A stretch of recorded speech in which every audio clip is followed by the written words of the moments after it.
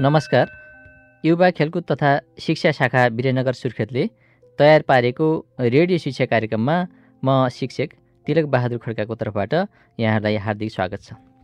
भाइ बहिनीहरू, आज म कक्षा 6को सामाजिक विषयको एकाइ 1 हामी र हाम्रो समाज अन्तर्गत पाठ 5को गाउँपालिका र नगरपालिकाका विकास कार्य शीर्षकमा रेडियो शिक्षा कार्यक्रममा छलफलको लागि उपस्थित भएको छु।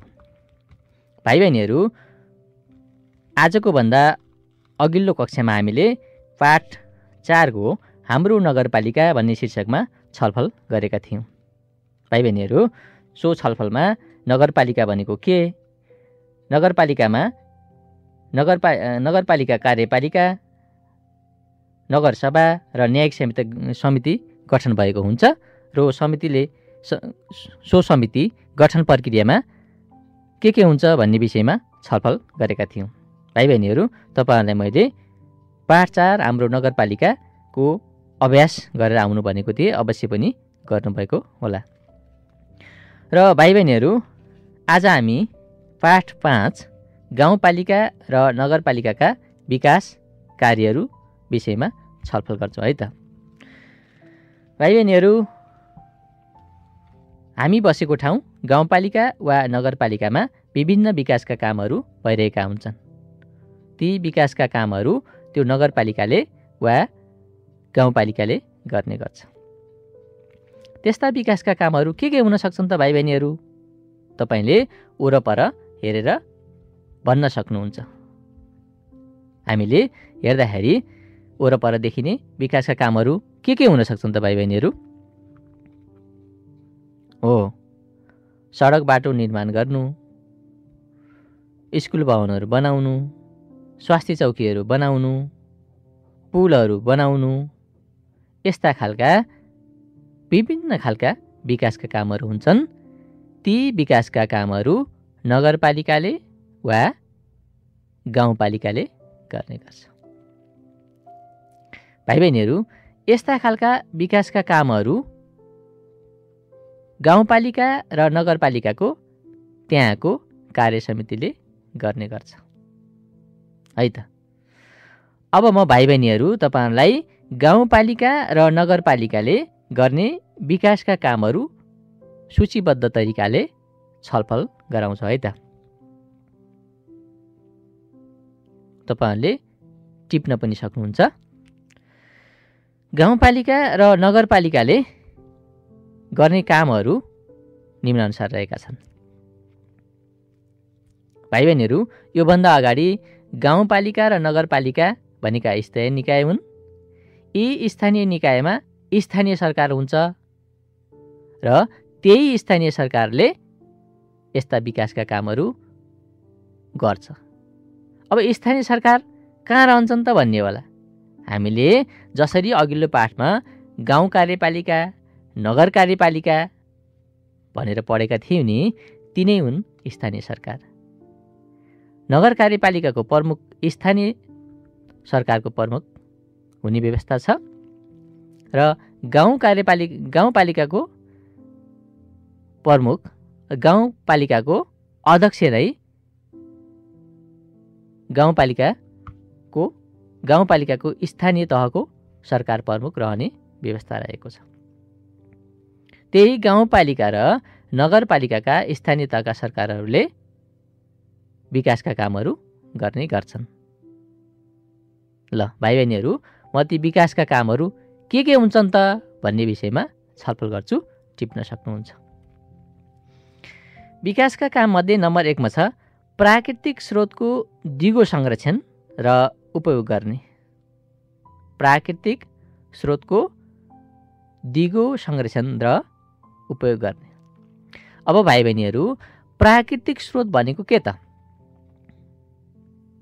प्राकृतिक स्रोत भनेको अवश्य पनि हाम्रो वरपर रहेका प्रकृतिले दिएका निःशुल्क उपहारहरू प्राकृतिक स्रोतहरू हुन्। जस्तै वन जङ्गल, खोला, नदी नाला, पहाड, हिमाल, यस्ता सबै प्रकृतिका कुराहरू प्राकृतिक स्रोतहरू हो। यिनी प्राकृतिक स्रोतको दिगो संरक्षण गर्ने, भविष्यसम्म पनि पुग्ने गरी संरक्षण गर्ने र तिनीहरूको उपभोग गर्दै जाने गाउँपालिका र नगरपालिकाको एउटा काम हुन्छ। भाइ बहिनीहरू, यस्ता प्राकृतिक स्रोतहरू उपयोग त गर्नै पर्छ, अनिवार्य छ। तर यस्ता उपभोग गर्ने, यस्ता स्रोत तथा साधनहरू उपभोग गर्ने र संरक्षण गर्ने काम गाउँपालिका र नगरपालिकाले गर्ने गर्छ। अर्को नम्बर छ 2 नम्बरमा विपद जोखिम व्यवस्थापन। विपद जोखिम व्यवस्थापन भाइ बहिनीहरू, विपद जोखिम व्यवस्थापन भनेको के त? पहिला भाइ बहिनीहरू, हाम्रा जीवनमा विभिन्न खालका विपदहरू आइपर्छन्, जोखिमहरू आइपर्छन्। जस्तै उदाहरणको लागि बाढी पहिरो आउनु विपद हो, भूकम्प आउनु विपद हो। यस्तै खालका विभिन्न खालका प्राकृतिक प्रकोपहरूलाई विपद भनिन्छ। हो, त्यस्ता खालका प्राकृतिक प्रकोपहरू विपद हुन्। जस्तै उदाहरणको लागि अहिले हेरौँ, कोरोना भाइरस छ, यसले पनि विपद निम्त्याएको छ। हाम्रो सबैको घरमा खानेकुरा छैन,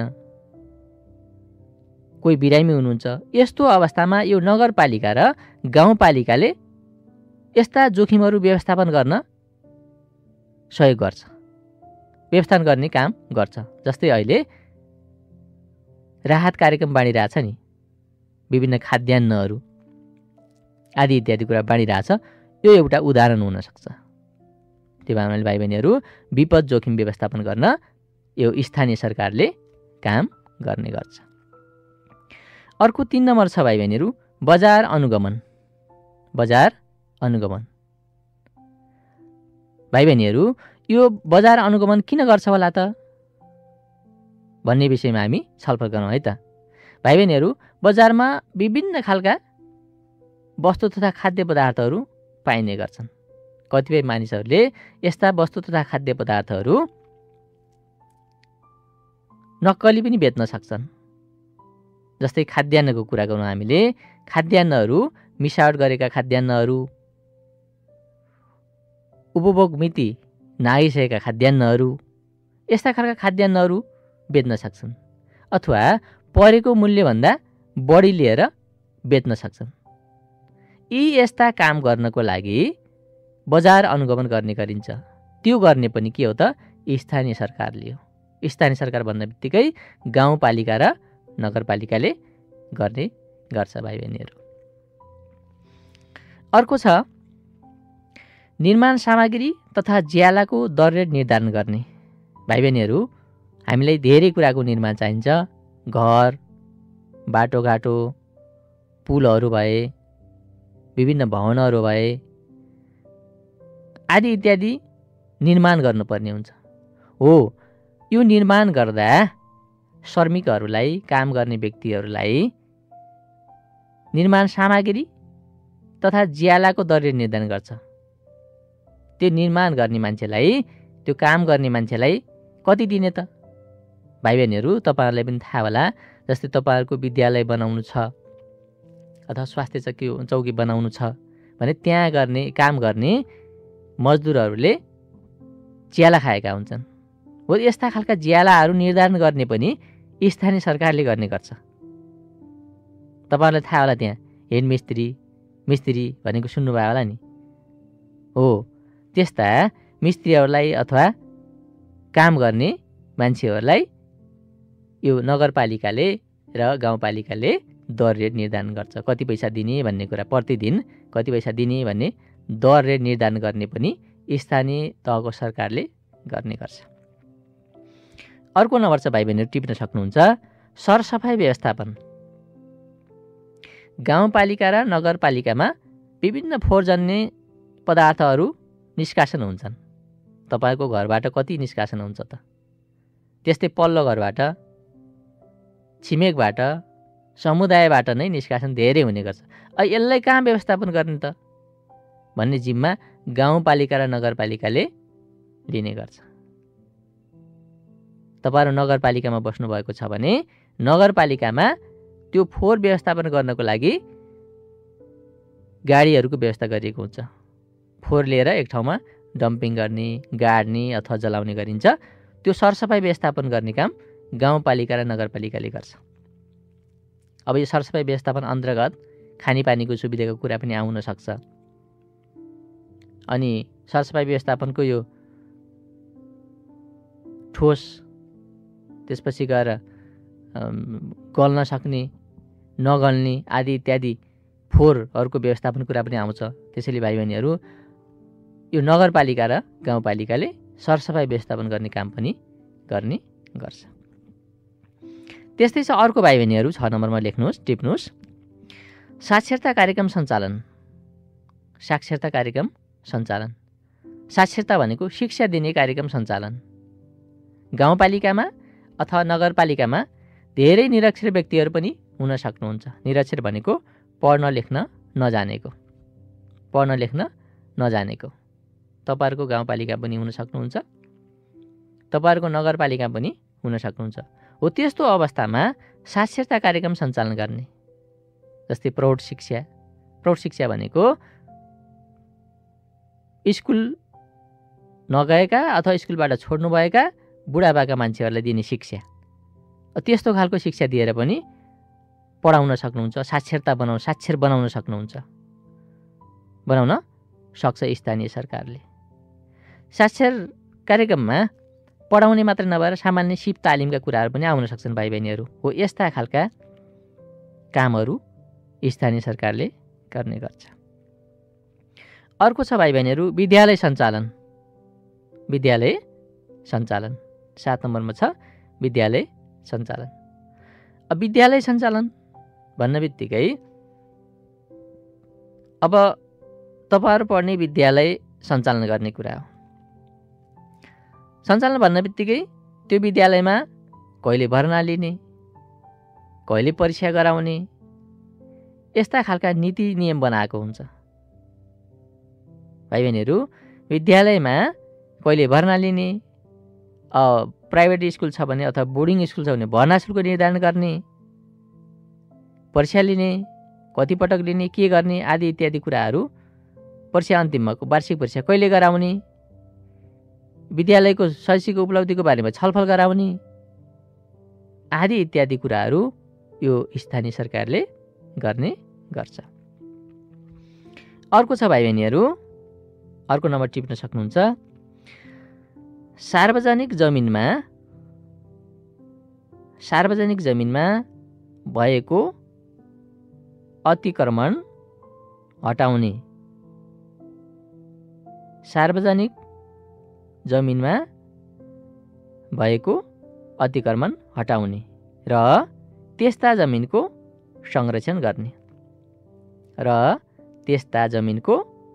संरक्षण गर्ने। अब भाइ बहिनीहरू सार्वजनिक जमिन भन्न बित्तिकै सरकारको मातहतमा रहेका जमिनहरू, कुनै पनि व्यक्तिको नाममा नरहेका जग्गा जमिनहरू हुन्। त्यस्तो ठाउँमा हामी देख्छौँ हाम्रो समाजमा रहेका, समुदायमा रहेका व्यक्तिहरूले अतिक्रमण गरेका हुन्, त्यसलाई चापेका हुन्छन्, घर बनाएका हुन्छन्, खेतीबाली उत्पादन गरेका हुन्छन्। हो त्यस्तो ठाउँमा कुनै व्यक्तिले, समाजका नागरिकहरूले अतिक्रमण गरेको छ भने त्यस्तो ठाउँमा हटाउनुपर्छ।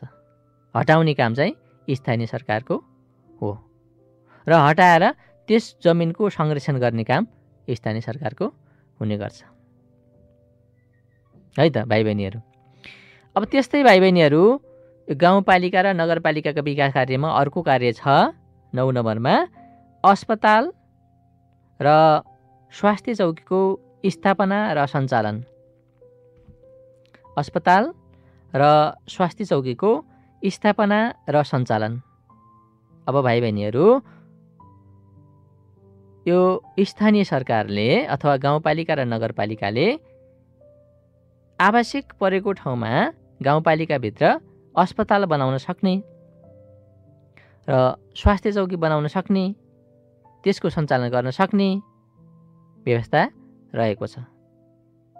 अब भाइ बहिनीहरू गाउँपालिका अथवा नगरपालिकामा स्वास्थ्य चौकीहरू, अस्पतालहरू त चाहिन्छन्, त्यस्तो अवस्थामा यो गाउँपालिका र नगरपालिकाले यस्तो अस्पताल र स्वास्थ्य चौकी स्थापना र सञ्चालन गर्ने काम गर्दछ।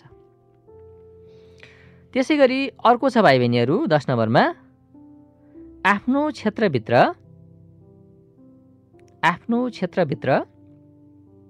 विकासका पूर्वाधारको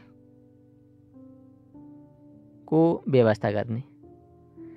आफ्नो क्षेत्रभित्र विकासका पूर्वाधारको व्यवस्था गर्ने। अब भाइ बहिनीहरू विकासका पूर्वाधार भनेका के हुन् त भनेको विकास गर्नको लागि चाहिने आधारहरू विकासका पूर्वाधार हुन्।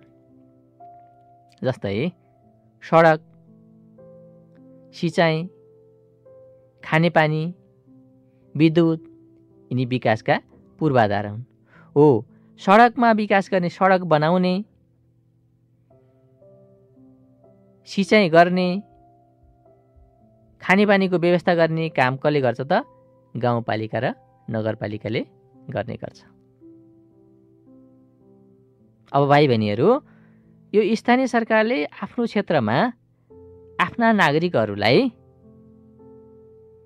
चाहिने पूर्वाधारहरू जस्तै सडक, बाटोघाटो, सडक, कृषि उत्पादन गर्नु पर्यो, कृषि क्षेत्रमा विभिन्न अन्नबालीहरू उत्पादन गर्नु पर्यो, त्यहाँ सिँचाइ चाहियो, पानीको व्यवस्था हुनु पर्यो, अनि खानेपानी चाहियो, त्यसैमा स्वच्छ र सफा खानेपानी चाहियो। त्यो व्यवस्था कसले गर्छ त भन्दा स्थानीय तहको सरकारले गर्ने गर्छ। त्यसै गरी अर्को छ भाइ बहिनीहरू वार्षिक बजेट बनाउने। 11 नम्बरमा छ वार्षिक बजेट बनाउने। वार्षिक बजेट बनाउने। यो वार्षिक बजेट बनाउने भनेको के त भन्दा भाइ बहिनीहरू कुनै पनि गाउँपालिका वा नगरपालिकाले एक वर्षमा त्यो गाउँपालिका वा नगरपालिकामा कति आम्दानी र कति खर्च भएको छ र अब आउने आर्थिक वर्षमा, अब आउने वर्षमा के योजनाहरू छन् त भनेर तय गरिने योजना वार्षिक बजेट हो है त भाइ बहिनीहरू। अब यसमा के हुन्छ भन्दा त्यो गाउँपालिका वा नगरपालिकामा सडकतिर कति खर्च गर्ने, सिँचाइतिर कति खर्च गर्ने, खानेपानीतिर कति खर्च गर्ने, विद्यालयतिर कति खर्च गर्ने, स्वास्थ्य क्षेत्रमा कति खर्च गर्ने आदि इत्यादि कुराहरू समेटेर बजेट बनाउनु गर्छ। त्यसै गरी कहाँबाट कति आम्दानी हुन्छ त भन्ने कुराहरू पनि समेटिएको हुन्छ। यसरी भाइ बहिनीहरू के बुझ्नु पर्यो भन्दा वार्षिक बजेटमा एक वर्षको अवधिभरि गाउँपालिका र नगरपालिकामा के कति खर्च हुन्छ, कहाँका खर्च हुन्छ र के कति आम्दानी हुन्छ र कहाँबाट आम्दानी हुन्छ भनेर बनाउने एउटा योजना हो वार्षिक बजेट है त। त्यस्तै गरी भाइ बहिनीहरू यो गाउँपालिका र नगरपालिकाले गर्ने अर्को काम छ 12 नम्बरमा अव्यवस्थित बसोबासलाई व्यवस्थित गर्ने। अव्यवस्थित बसोबासलाई व्यवस्थित गर्ने। भाइ बहिनीहरू अब यो बढ्दो जनसङ्ख्या छ, यसले गर्दा बसोबास व्यवस्थित छैन। जहाँ पाए त्यहीँ बस्ने, जहाँ पाए त्यही फोहोर गर्ने स्थिति भएको हुनाले नगरपालिका र गाउँपालिकाले यो बसोबासलाई व्यवस्थित गर्ने काम गर्ने गर्छ। जस्तै हामी उदाहरणको रूपमा लिउँ, वीरेन्द्रनगर नगरपालिकामै कतिपय अवस्थामा कतिपय ठाउँहरूमा अव्यवस्थित बसोबास छ। बसोबास व्यवस्थित छैन, त्यहाँ खानेपानीको, विद्युतको, सरसफाइको व्यवस्थापन छैन। यस्तो गर्नको लागि यो स्थानीय सरकारले पहिला व्यवस्थित बसोबास गर्छ अनि त्यसपछि त्यहाँ विकासका कामहरू गर्ने गर्छ। त्यसैले भाइ बहिनीहरू यो अव्यवस्थित बसोबासलाई व्यवस्थित गर्ने काम स्थानीय सरकारले गर्ने गर्छ। त्यसै गरी अर्को छ भाइ बहिनीहरू 13 नम्बरमा टिप्न सक्नुहुन्छ गैर सरकारी संस्थाहरूको कार्यहरूको अनुगमन गर्ने। गैर सरकारी संस्थाहरूको कार्यहरूको अनुगमन गर्ने। भाइ बहिनीहरू, अब गैर सरकारी संस्था भनेको कस्ता संस्था हुन् त भन्दा सरकारभन्दा बाहिरका संस्थाहरू। सरकारी संस्था भनेको सरकारले चलाएका संस्थाहरू, गैर सरकारी संस्थाहरू भनेको सरकारभन्दा बाहिर रहेका संस्थाहरू हो। यस्ता गैर सरकारी संस्थाहरूले के काम गरेका छन् त? जनताको माझ, नागरिकको माझ उपलब्धिमूलक काम गरेका छन् कि छैनन् भन्ने कुराहरू अनुगमन गर्ने काम स्थानीय सरकारले गर्ने गर्छ। जुन स्थानीय तहमा गाउँपालिका वा नगरपालिकामा ती गैर सरकारी संस्थाले काम गरेका छन् नि हो, त्यस्ता गैर सरकारी संस्थाले के काम गरे त भन्ने कुराहरू अनुगमन गर्ने काम यो गाउँपालिका र नगरपालिकाको हो। भाइ बहिनीहरू, तपाईँहरूको गाउँपालिकामा अथवा नगरपालिकामा यी गैर सरकारी संस्थाहरू के छन् त भन्ने कुराहरू तपाईँले रेडियो कक्षा शिक्षणपछि खोज्न सक्नुहुन्छ है त। र अर्को छ भाइ बहिनीहरू 14 नम्बरमा आपूर्ति व्यवस्था मिलाउने। आपूर्ति व्यवस्था भनेको के त भन्दा भाइ बहिनीहरू, त्यो गाउँपालिका वा नगरपालिकामा बस्ने जति पनि नागरिक हुनुहुन्छ उहाँहरूलाई के चाहियो त भन्दा धेरै आवश्यकताहरू परिपूर्ति हुन्छ। आधारभूत आवश्यकताहरू लगायत अन्य आवश्यकताहरू, जस्तै उदाहरणको लागि आधारभूत आवश्यकता भन्नाले घाँस, बाँस, कपास, स्वास्थ्य, शिक्षा र अन्य आवश्यकता पनि हुन सक्छन् अरू। र यस्ता खालका आधारभूत आवश्यकताहरूको आपूर्ति गर्ने त्यहाँ उपलब्ध भएको छैन भने बाहिरबाट ल्याएर पनि व्यवस्था मिलाउने काम स्थानीय सरकारले गर्छ। जस्तै उदाहरणको निम्ति तपाईँहरूको गाउँपालिकामा पर्याप्त मात्रामा तरकारी उत्पादन हुँदैन, तपाईँहरूको नगरपालिकामा तपाईँहरूलाई पुग्ने जति अथवा नगरपालिकाभित्रका नागरिकहरूलाई पुग्ने जति चामल पुग्दैन। यस्तै खालका अन्य अन्न बालीहरू आदि, कपडा लत्ता कपडा आदि इत्यादि कुराहरू पुग्दैन भने बाहिरबाट ल्याएर पनि पुर्याउनु पर्छ भन्ने उद्देश्यका साथ गाउँपालिका र नगरपालिकाले आपूर्ति व्यवस्था मिलाउने कामहरू गर्दछ भाइ बहिनीहरू। त्यसै गरी अर्को नम्बर छ भाइ बहिनीहरू 15 नम्बरमा कानुन बनाई लागू गर्ने। कानुन बनाई लागू गर्ने। भाइ बहिनीहरू, यो कानुन बनाई लागू गर्ने भन्ने कुरामा अब नेपालकै संविधानमा स्थानीय सरकारले के कानुन बनाउन सक्छ भन्ने व्यवस्था गरेको छ। त्यही कानुन बनाउने व्यवस्था अनुरूप कुन कानुन बनाउने भन्ने सीमा छुट्याएको छ।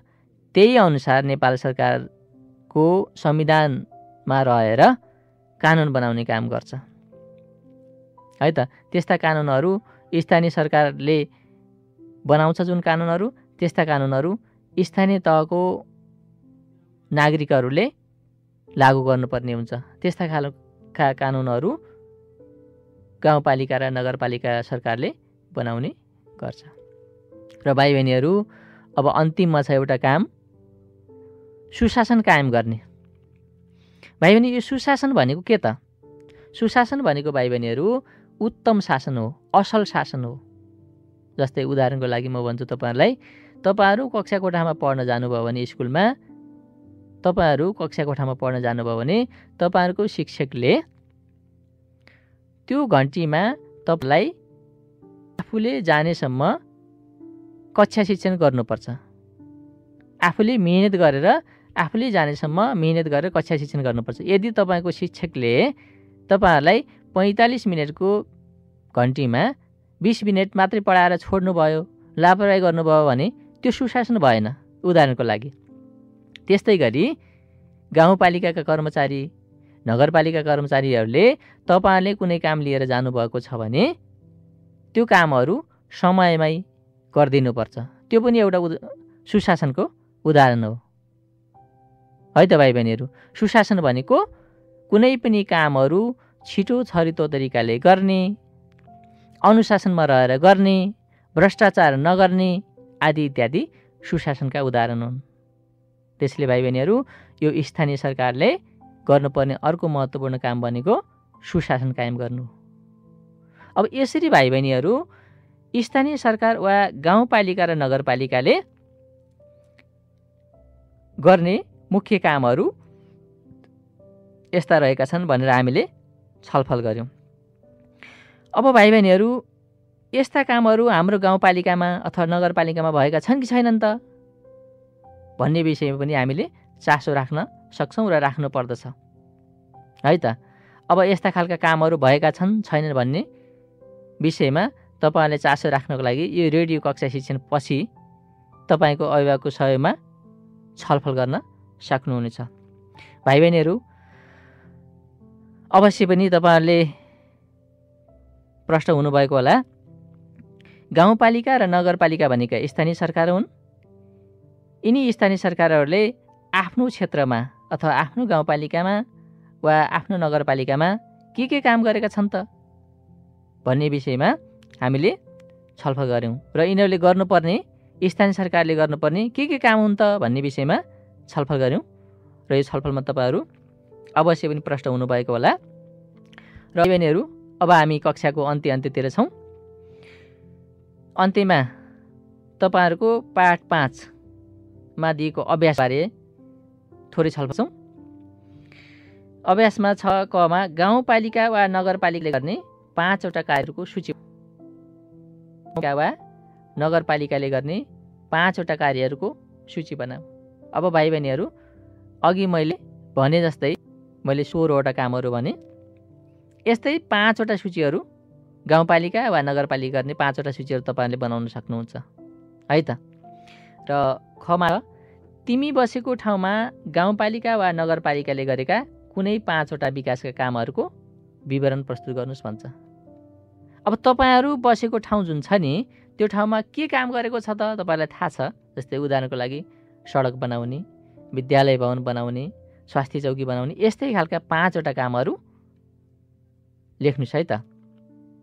लौ त भाइ बहिनीहरू, अब हामी आजको कक्षा यहीँ सकिन्छ र तपाईँहरूको केही सुझाव सल्लाहहरू छन् भने नगर शिक्षा शाखा सम्पर्क गर्न सक्नुहुनेछ।